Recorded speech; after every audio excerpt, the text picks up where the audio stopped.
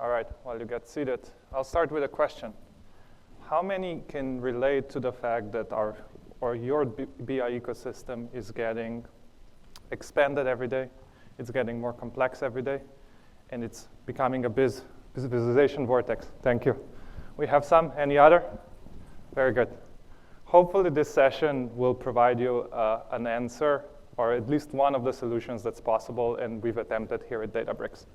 But before we go into this, I would just like to quickly introduce ourselves. So my name is David, and together with my dear colleague AB, we're going to be presenting about how we unified our go-to-market ecosystem on one app that is built entirely on Databricks data intelligence platform. So hopefully what we're going to cover today, I want to first quickly touch point on this visualization or vortex we just described. I want to explain what were the trends, what were the data points we were seeing in our field teams that are interacting with you as customers on a day-to-day basis, and then decouple some of those problems around how we try to structure the solutions for them. Second of all, I'll quickly present our solution from a high-level perspective around how we design the vision, where we're going, and how we want to execute on it. And then I'll pass it on to my dear colleague. AB is going to run you through our technology and our infrastructure that we're using to achieve where we are probably halfway along the way to our final vision of having one platform, one app that covers all our use cases across our go-to-market teams, which is now around 3,500 plus users. All right, without further ado, let's start with what our challenges were somewhere around 6 to 8 months ago. So if we put ourselves in the shoes of our user, on the eve of our project kickoff, there were a number of challenges we were experiencing in the business. Hopefully, a lot of them relatable to the industry challenges you're seeing, and a lot of them relatable to day-to-day things you're trying to solve. So first of all, and probably the most important one, when we were observing our users, how they interact with the ecosystem, there was a significant number of tools and then dashboards that went through multiple tabs and ended up being an infinite doom scroll around how do you find data. We really wanted to get to a state where each data point that is relevant to your day, that is relevant to your decision making, can be found in 10 seconds. The second one was data fragmentation. And this one might be a bit more unique to us, but we were going through a period of hypergrowth, meaning that there was a lot of methodologies that happened geographically or segment-wise, and our control over our metrics was just not sufficient. So for very good reasons, teams developed their own methodologies, their own metrics, their own variations of it, and we had no control over it. But what it also meant, it created a lot of confusion in our presentations, in our weekly cadences, and our reporting structure around how each person geographically and globally sees their data and how they interpret it.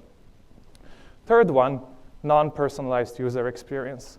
Most of our views were built in a way that they were to be projected both to our senior leaders as well as managers that are doing their daily jobs. What that meant was that not only we were increasing the content every month, every week, what also happened was that we were presenting this very analytical trend view KPIs in the same views as operational insights that were relevant to day-to-day decisions, which meant that a lot of the views and insights were not so relevant for all the personas. So this one-size-fits-all model just was starting to fail miserably. And then the last one, but not least, were just the cost inefficiencies and user experience with the platforms. So we were very heavily tied in certain situations to per license model, which means that if you were unlucky and you were a new user starting at Databricks and there were not enough licenses available for some of the tools or BI solutions, sometimes you just didn't have that visualization available. And a lot of our partner teams like IT and go-to-market, they were caught in basically trying to solve for that problem. And we just didn't have something that would scale really well going into the future. AB will touch that point in a little bit, but that's probably where we at least perceived that we have the biggest 4 problems. Now, going to our users and trying to understand and measure how big this problem is, a lot of those that came back to us and said, we're not happy with the ecosystem, over 50% quoted data overload, and unpersonalized views as things that are kind of keeping them unproductive or less productive throughout the day. Another 15% of the users also quoted too many tools and dashboards as part of their day-to-day challenges. We had some stories we heard in regional teams where they would have team dashboards, and then they would have global dashboards, and then they would have a different set of dashboards to perform particular product reviews, and they just ended up being very confused where to go when they need something. So at that point, we understood that potentially just consolidating all this ecosystem where we were attempting to solve the problem will not be sufficient. We needed help. So we went to our business partners, go-to-market strategy and operations, and we sat down and started to rethink around how can we simplify but also centralize the ecosystem, and how do we do it? And the idea emerged, how can we migrate to one single platform? Obviously, being a Databricks presented itself as a very good solution. So Abby's team, who's going to be up here in a minute, basically took a lot of our current solutions and what was in the pipeline and started really reviewing, if we were to build this on one platform that is designed to scale, how do we do it? Now, you can see a lot of those products, they were either announced today as GA or they were available since last summit, but we heavily had to rely on some very new products that were in early testing, as well as use more established products like DB-SQL and really use them to their latest potential. But more importantly, we had to rethink how we go to market, how we centralized. So we built 4 pillars in the team that are designed there to solve our day-to-day problems and enable our business partners to be as productive in their role when they interact with our field teams. So 4 pillars that we designed. One is sales alerts. So understanding how do we push notifications, how do we build a distribution system to really reach the seller where they are. We started with email. We're hopefully expanding soon to Slack. Second one is data enrichment. We know that data quality is extremely important when we interact with our business partners. If our information is wrong, we lose credibility with them. So a solutions team on our wider team basically tackled that with IT around how do we improve our data quality around objects in our CRM system in supporting systems. Third one, which is probably our tip of the spear, is Analytics Hub. We're going to touch that one in a minute, but it was our go-to solution around how do we interact on a day-to-day basis with those 3,500 plus users. And then lastly, we saw that there's a lot of this long tail reports and analytics dashboards that solve for just like this last mile transformations. And we really saw an opportunity in Genie and AI to solve for that last mile and really leverage that to enable some of the solutions that we are not able to foresee on a standardized cadence-based dashboards. So together with teams that you see there, strategy, operations, and IT, we've embarked on this journey around how do we basically optimize the ecosystem for 3,500 users that Abe is going to walk through in a moment. Now, deep diving onto Go-to-Market Analytics Hub, which is our tip of the spear, how we go to market to every single seller in the field in the field. Now, we know that we need to do the personalization and we need to do it well, but not overcomplicate it. So we started with 3 key personas. One was leaders. We know that they wanted analytical views. They wanted weekly insight into how they're doing across KPIs. They wanted to know how they're tracking towards quotas. That was very different to what we saw, for instance, from our gatherers that work with you as customers. They were looking for this insights, analytics, little tips. How do they make your life better? Very different introspection that they required on a day-to-day basis. And then last but not least were our hunters. Very different motion. They're very focused on understanding their territories and really understanding where are the opportunities for them to onboard new customers. We know that those are probably the 3 most distinct groups in the business, and that's who we wanted to optimize the experiences for. Now, here is where partnerships come in. We worked with strategy, operations, partner teams, IT teams to understand what is it that they need on a day-to-day, weekly basis, and where do they need extra deep dives. So we kind of came up with this structure of having cadences, which would be more weekly driven reviews that needs to happen, versus also enable them that flexibility of going deeper or going broader. Explore views were designed to really go deeper into a topic that they would want to explore. for instance, AI use cases within their customer base. But then there were like 360 views where we just wanted to, when they wanted to understand a really good horizontal overview of what's going on in the business and just get it done really quickly, 60 seconds. So that became our analytical and reporting infrastructure. And then the question was, how do you present that to the customer? Because of personas, the system in the backend was slightly more complex. But this is where app became such a good solution because it can hide that complexity and simplify it in the front end layer. So this is where Go-to-Market Analytics Hub idea was born, and Aby will talk a little bit more about the app and what the experience is and how it's set up in case you wanted to replicate it. Not to take too much thunder, after 8 months, we're at the start of our journey. But these are some of the positive things that we've really experienced and we would love to share with you today. Again, we'll double click on them in a moment. But to us, single platform experience was such a powerful emotion. Before that, we had to go between different platforms.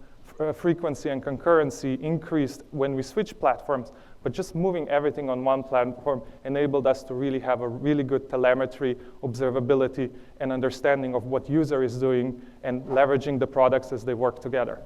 The other one was built-in security. Now, I'm sure you all heard a lot about Unity Catalog, but having that as a single pane of glass that understands what is being provisioned to who, and is it secure, and is it sufficient, really made a big difference for us. The other thing that it also enabled us, Unity Catalog was extremely good at understanding the lineage and the usage, and we use that to understand how that fragmentation of the ecosystem is developing, and it enabled us to identify it and then pull it back if we wanted to, right? Third one, cost and efficiency.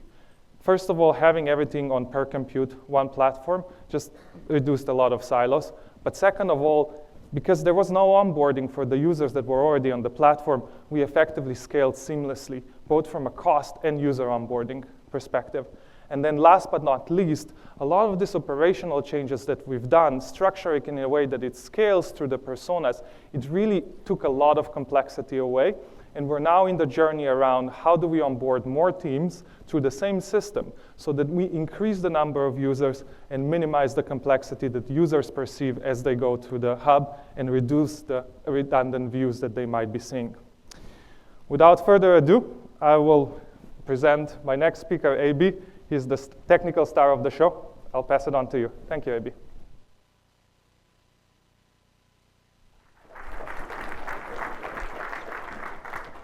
Well, thank you, David. Thank you for setting up the stage, first of all. It's time to get a bit technical. So let's start with our GTM Analytics landscape and how it looks like. So on the left-hand side, you'll see all the different data sources that we ingest using our Lakeflow Connect and Delta sharing. And we pass that through our Lakeflow, our Lakehouse medallion architecture through bronze, silver, and gold layer, where we ingest, clean, and enrich that data. On not just that, we apply advanced ML and AI to convert that enriched data into actionable insights. And all of it is powered through serverless and is governed by Unity Catalog. And what that does, it's ease of use and compliance. As you can see on the right-hand side, we have a lot of activation channels and through which we activate our end users. Now, oftentimes, having a lot of these activation channels can convolute the user experience, and that's what we were dealing with too. So what we felt is we needed a common interface that can help us in streamlining that user experience. So as David had mentioned, we had created many persona-driven AI/BI views. We had created many persona-specific AI tools too. And to top that, we had multiple enablement mechanisms in place, such as announcements and messaging. And we wanted to do all of that, but in a measurable way. So we needed to have it all in one place and track all of that. And Databricks App became the right choice for us because it offered us the single interface that can combine our data and AI products into one. And while we were continuing our Databricks on Databricks journey, we realized that Databricks Apps is the place for home and AI. Home for data and AI, sorry. All right, okay, so what does Databricks Apps do for us, right? First of all, they are simple.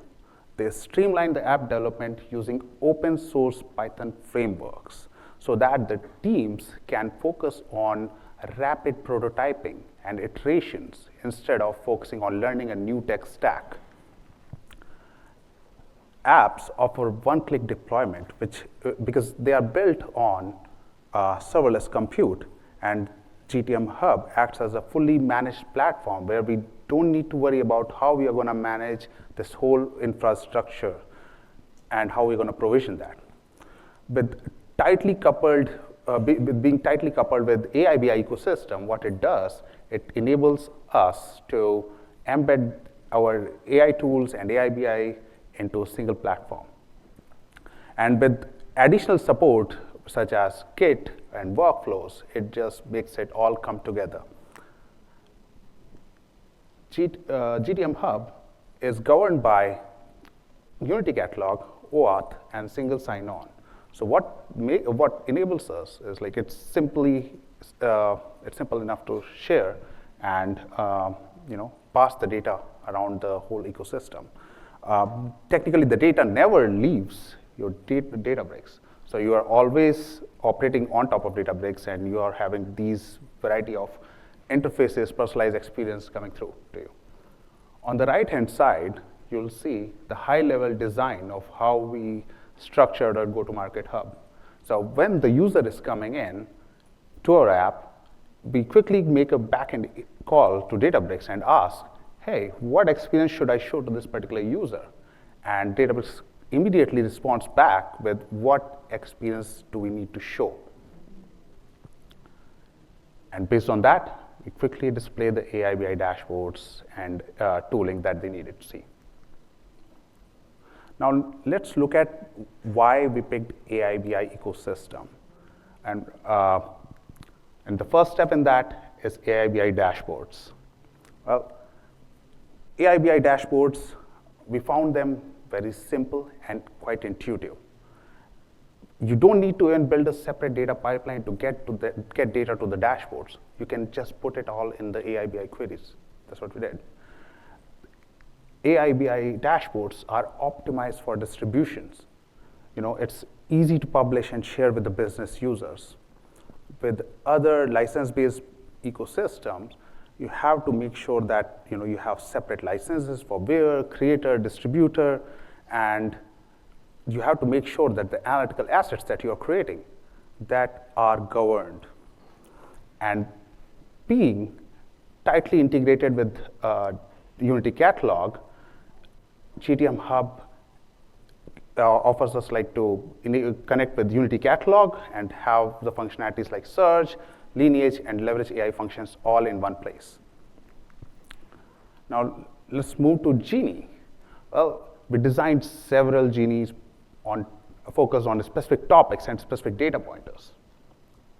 And we control them well with instructions so that we can tune the model as per our need. For example, if a seller asks, hey, how was my sales for last year? You can tune the model to understand the context, like who this particular user is. You can tune the Genie to understand what's the fiscal year definition looks like for you. And based on that, it can get a quick response. Genie also has a very streamlined design with validations framework too. You can measure the performance of your Genie over the period of time. Now, let's look at how Databricks is offering a single pane of governance, how you can get to security and transparency all in one place. So Databricks offers a simple interface to manage all of your policies, whether you're talking about your app, whether you're talking about your AI/BI ecosystem, or whether you're talking about your data.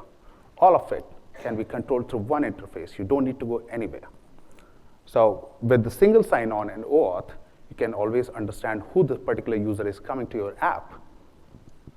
You can leverage that to pass on to AI BI too. And you can have non-embedded credentials to follow through that definition to the Unity catalog. And at Unity catalog, the unified governance takes care of it all. But do remember that we wanted to do it all in a measurable way. We wanted to track who is doing what. We wanted to understand the user behavior so that we can leverage that information to make data-driven decisions, to understand what is working and what is not.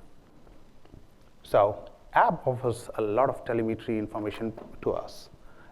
You can look at your AI BI usage stats too, and Unity Catalog offers your table usage, and we even implemented a custom row-level security solution for ourselves too. So when I talk about telemetry, let me give you a glimpse of how we are doing it. So on the left-hand side, we have our app and AI BI dashboards, where we track all the usage events, login events, and we have a bunch of tracking jobs run on our serverless to track the usage patterns, the heat maps, the adoption metrics. And those are just a few tip of iceberg metrics that we look at. We drill it down to the extent to understand the funnel analysis too, like how users are coming in, how they are interacting with the dashboard, what are the drop points. That just opens up a whole lot of possibilities for us. So that is one of the reasons we are quickly able to understand what is working, what is not working, and iterate accordingly. Okay, I think this is one of the most powerful slides that I have. And I think this is a very good learning that we had during our strategic shift from license-based system to AI BI. If you look at the license-based ecosystem, you can see that the cost is changing non-linearly. And as you are increasing in the number of BI users, you can see how Databricks comes out to be 4x cheaper than any typical license-based cost. I just want to call out, we have not included the storage costs in that one, but you get the gist.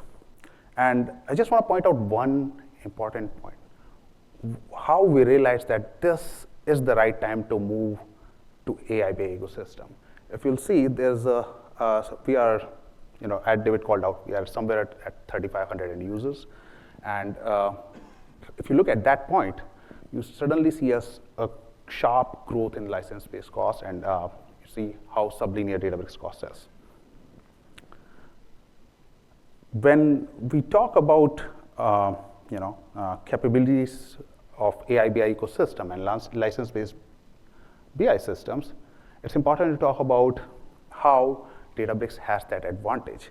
When we are able to scale the compute as per our data need, when we are dealing with billions and billions of data rows, like how easily it scales up for us. The paper compute model enables us to focus on the data, not on the users.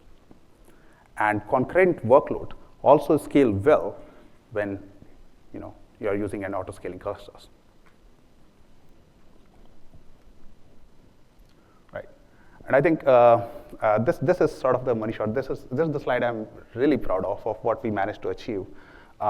If you can connect the dots with what David had set up, that we were dealing with data silos, we were dealing with a lot of data overload, and time to reach the metric was increasing massively. And as you can see, within 6 months, we have managed to change the game there, and the business feedback and the love that we have been getting onto GTM Hub is amazing.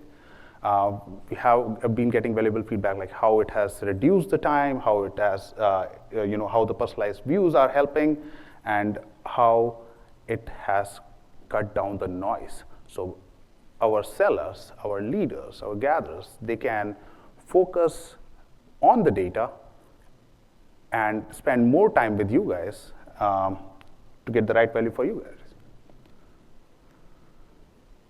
guys. Now, just trying to connect the story there, right? If you'll see, hey, if you're looking for a single platform, right, who's doing everything for you in one space, if you're looking for a built-in security where you have all the governance happening to you in one place, if you're looking for cost scalable system who is efficient for you, and if you're looking to simplify, that's where you find the Databricks on Databricks is our story. So that's what we are trying to convey to you today. And I believe what we have achieved with combining Databricks apps with AI/BI ecosystem, that's the next generation of analytics going to carry. That's it could be anything else next year, but I think this is the way I think the direction is going, and that's our story. Thank you. If you are interested in learning more about AI/BI ecosystem and Databricks apps, these are a few Databricks and customer-led sessions, upcoming sessions. Please do join them. Yeah, I think we're good to take questions if you guys have any.